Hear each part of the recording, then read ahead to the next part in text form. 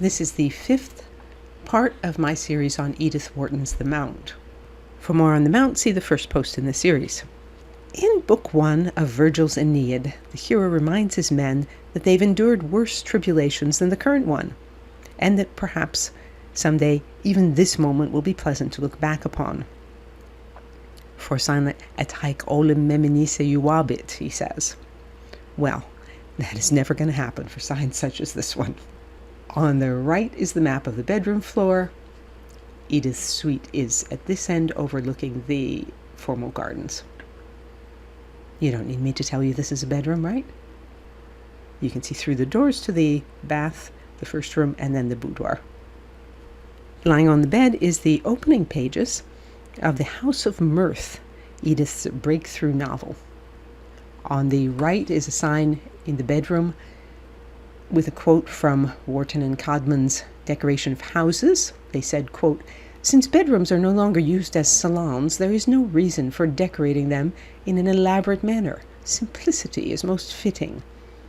Now that people have been taught the unhealthiness of sleeping in a room with stuff hangings, heavy window draperies, and tufted furniture, the old fashion of painted walls and bare floors naturally recommends itself." This is the bathroom between the bedroom and the boudoir.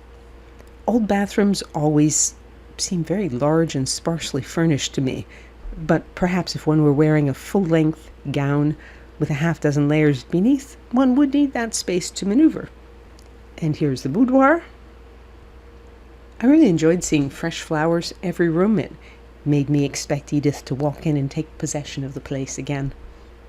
Edith Wharton staged publicity photos to give the impression that she wrote at a desk, but she actually did most of her writing in bed. A friend noted, "She would have her writing board perilously furnished with an ink pot on her knee, the dog of the moment under her left elbow, and the bed strewn with correspondence, newspapers, and books." Well, write the way that works for you, Edith. And this is Teddy's bedroom. So déclassé to share a bedroom with your husband. Next week we will look at the servants' part of the house. A word on why I'm doing this series.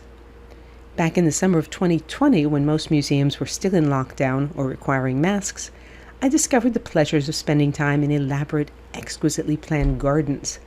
My first excursion was to the Berkshires in western Massachusetts, where I visited the Gilded Age mansions of Naumkeag, Ventfort, and the Mount. The Ventfort and Naumkeag photos are already up on my site. This series on the Mount will finish next week. DianeDuranteyWriter.com has hundreds of posts on sculpture, painting, architecture, and my other obsessions.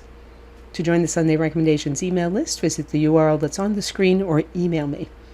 And you can say, "Well done, Diane," or support my work and receive rewards by means of the tip jar on DianeDuranteyWriter.com. As always, thank you for listening.